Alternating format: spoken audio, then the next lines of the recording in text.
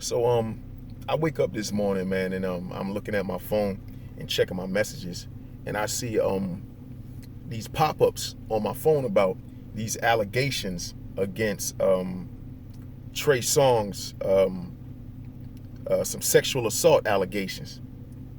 And I just want to say real quick, does anybody else notice that the R&B singers and people that sing about sex, you know what I mean, and orgies and whatever, anything that has to do with intimacy, and they happen to be in the limelight or a celebrity, they got the blue checks by their name. Do you notice that every time something goes down with them, it always has something to do with or reference to what they usually sing about, right? And then you got the gangster rappers, the so-called gangster rappers that rap about killing, right? And murder and, you know, abusing drugs and abusing women or whatever else it is that they rap about.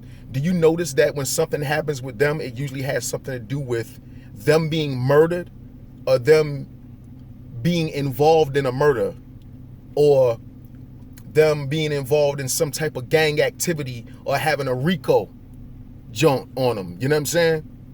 So when people be talking about, oh man, people be reaching, people be looking too much into stuff, people be conspiracy theorists. What the fuck is a conspiracy about something that keep happening over and over again? Explain that. Make that one make sense. If something keeps happening over and over again, it's not a conspiracy, and we're not conspiracy theorists. We just see things for what it is, and you people like to ignore things because you're intertwined in it and you want to keep indulging in these activities. You look up to these type of people. Some of you would kill to be a celebrity for a day. You would murder. You know what I'm saying? Real shit. And it's sick. It's sick. So want to be in the limelight so much you haven't a clue of what comes with that shit. You know what I'm saying? It's not a game, man. These guys, they sign women too. They sign these contracts, and a lot of them don't be reading the fine print. You basically sell your soul to these people, and when you're not productive, if you notice, it always happens. Trey Songz been singing about the same type of shit for years. I ain't never heard about no shit like this, but all of a sudden, he ain't been coming out with too many hits lately. So either if you don't come out with no hits for a certain amount of time, or if you get too uppity and you start trying to buy things that they don't think you should buy as a nigga, or if you become independent and they can't really control you and you singing about 80 to 85% of all your earnings, like Young Dolph. You know what I'm saying? And like Nipsey Hussle. It's a game. It's a conspiracy. That's what y'all say? Man, Trey Songz been singing about the same shit, man, for how many years? I ain't never heard of no shit like this. Not until he stopped being productive. All of a sudden, they picked the perfect times. You don't never hardly hear. I keep telling y'all, man, they got it set up. It's like, god damn, yo. You know what I'm saying? But you know, if you don't want to see it, you ain't gonna see it. You gonna turn a blind eye to it.